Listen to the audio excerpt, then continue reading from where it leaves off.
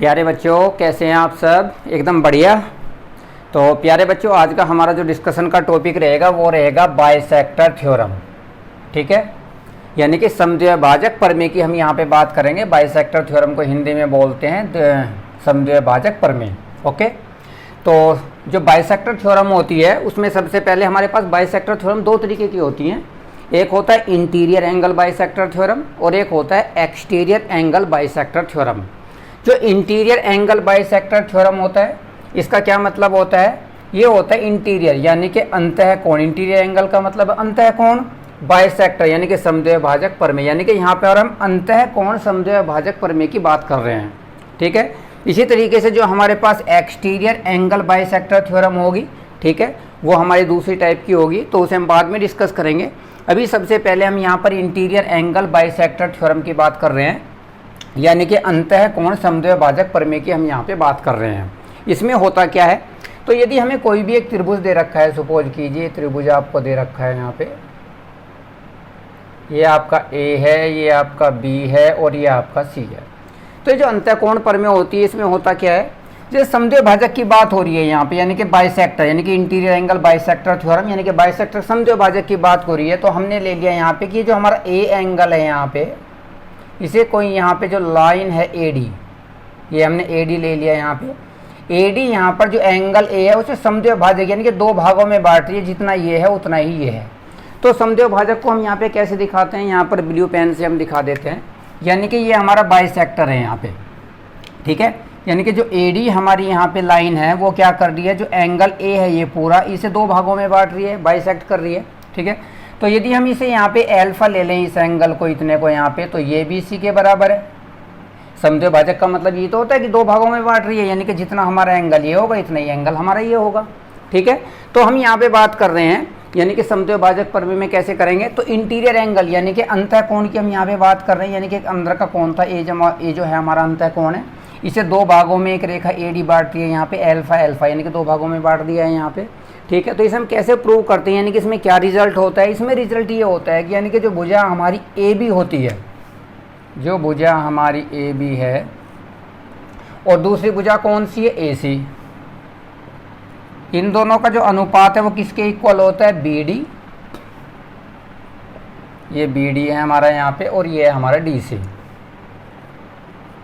ठीक है, ये हमारी यहाँ पे प्रमेय होती है यानी कि थ्योरम होती है।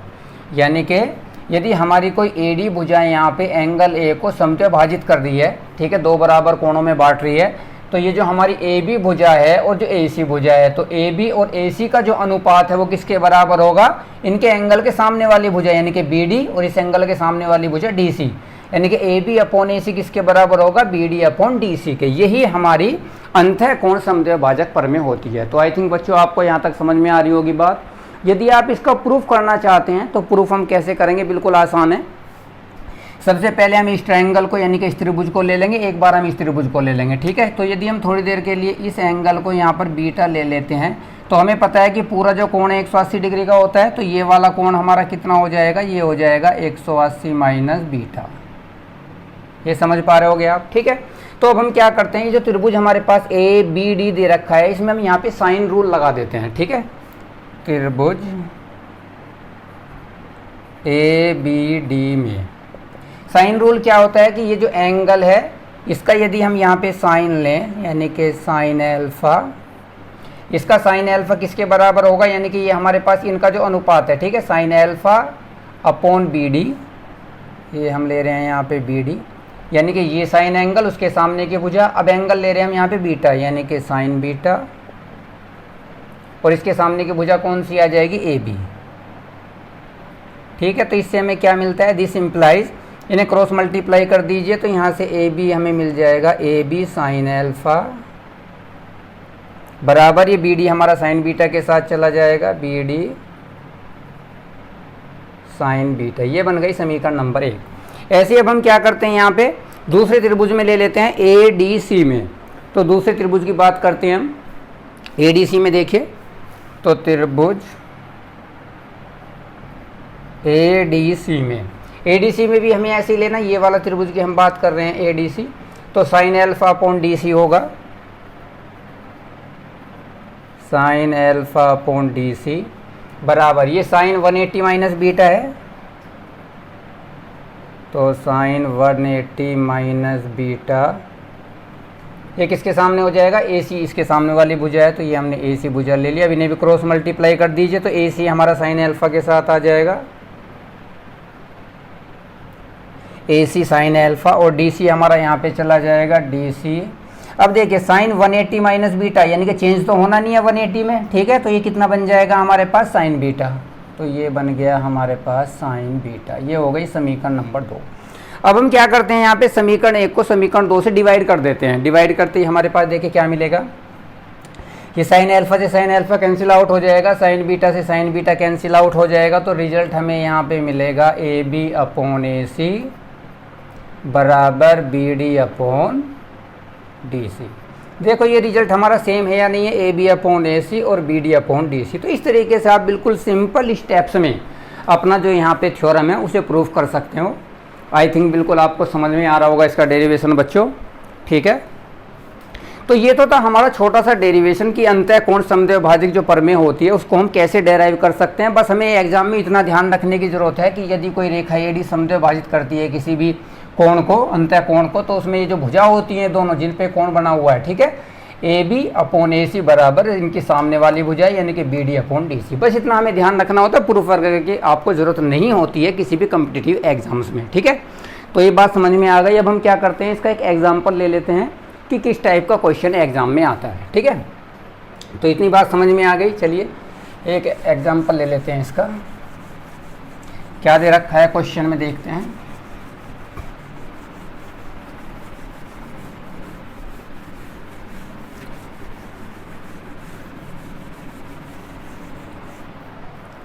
तो पहला जो क्वेश्चन दे रखा है उसमें दे रखा है त्रिभुज एबीसी दे रखा है हमें।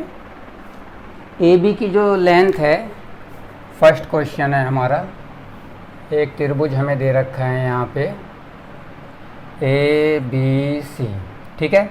ए बी की लेंथ हमें 12 दे रखी है यहाँ पे, और ए बी के साथ हमें दे रखा है ए सी हमें दे रखा है 16, ए सी हमें 16 दे रखा है। ये हमारा एंगल बाइसेक्टर दे रखा है, यानी कि अंतःकोण समद्विभाजक दे रखा है यहाँ पे हमें। ये हमारा ए डी है, जितना ये एंगल है उतना ही हमारा ये एंगल है, ठीक है। और उसके साथ हमें दे रखा है ए बी डी का एरिया दे रखा है। ए बी डी का हमें एरिया कितना दे रखा है, 25, ये हमें दे रखा है, ठीक है। अंतःकोण समद्विभाजक हमारा ए डी है यहाँ पे, ये हमने यहाँ पे क्रॉस का निशान लगा दिया। इसका मतलब जो ए डी है वो हमारा अंतःकोण समद्विभाजक है, यानी कि ये यदि अल्फा है तो ये भी हमारा अल्फा है। ये हमारा क्वेश्चन है, यानी कि इस त्रिभुज जो ए बी सी हमें दे रखा है वो आप लैंग्वेज में लिख सकते हैं। ए बी हमें भुजा 12 दे रखी है 12, ए सी हमें 16 दे रखी है। त्रिभुज ए बी डी का जो एरिया दे रखा है वो 25 दे रखा है। एरिया ऑफ त्रिभुज ए बी डी ये हमें कितना दे रखा है, 25, ठीक है। तो इसके बाद हमें फाइंड आउट क्या करना है, हमें फाइंड आउट करना है एरिया ऑफ त्रिभुज, इस वाले का एरिया हमें फाइंड आउट करना है, ए सी डी का, ए सी डी इसका एरिया हमें फाइंड आउट करना है। तो देखो कैसे फाइंड आउट करेंगे, अंतःकोण जो हमारी प्रमेय है समद्विभाजक प्रमेय उसका यूज़ करके कैसे कर सकते हैं। अभी देखिए हमें पता है कि यदि ए डी हमारी यहाँ पे समद्विभाजक है, ठीक है, अंतःकोण समद्विभाजित कर रही यानी कि दोनों कोण बराबर हैं हमारे, तो हमें पता है कि इन दोनों यानी कि ए बी जो हमारा 12 है और जो ए सी हमारा 16 है, इन दोनों का अनुपात किसके इक्वल होता है, बी डी और डी सी के बराबर होता है। इन दोनों का अनुपात कितना है, इनका है अनुपात 12/16, यानी कि हम लिख सकते हैं 4 3 जा 12, 4 4 जा 16, यानी कि 3/4। इसका मतलब क्या है कि ये हमारा 3:4 में हो जाएंगी बी डी और डी सी। इतनी बात समझ में आ रही है, ठीक है।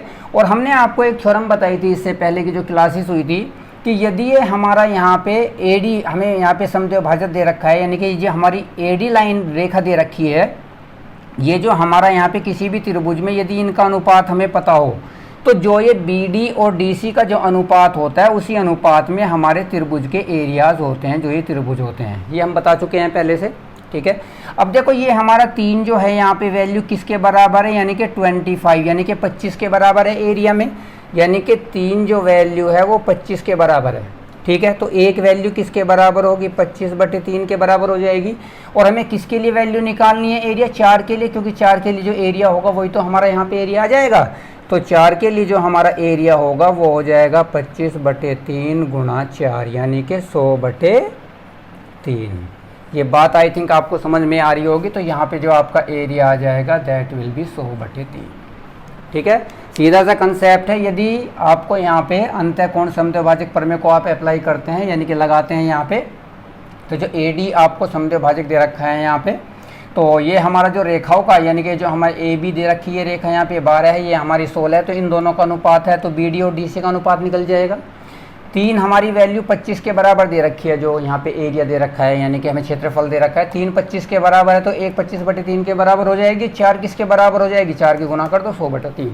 ये हमारा फाइनल आंसर हो जाएगा। तो इस टाइप के क्वेश्चन जो हमारे यहाँ पे अंतःकोण समद्विभाजक प्रमेय उस पर आते हैं यहाँ पे। तो आई थिंक बच्चों आपको बात समझ में आ रही होगी यहाँ पे। तो यदि ये हमारी जो आज की वीडियो आपको अच्छी लगी है तो इसे शेयर कीजिए अपने फ्रेंड्स के साथ और सब्सक्राइब कर लीजिए और लाइक और कमेंट करते रहिए। इसी टाइप की वीडियोज हम आगे बनाते रहेंगे। तो अब से जो अगली वीडियो होगी उसमें हम डिस्कस करेंगे यहाँ पे एक्सटीरियर एंगल बाइसेक्टर थ्योरम। ठीक है, तो एक्सटीरियर एंगल का मतलब क्या होता है, यानी कि बाह्य कोण।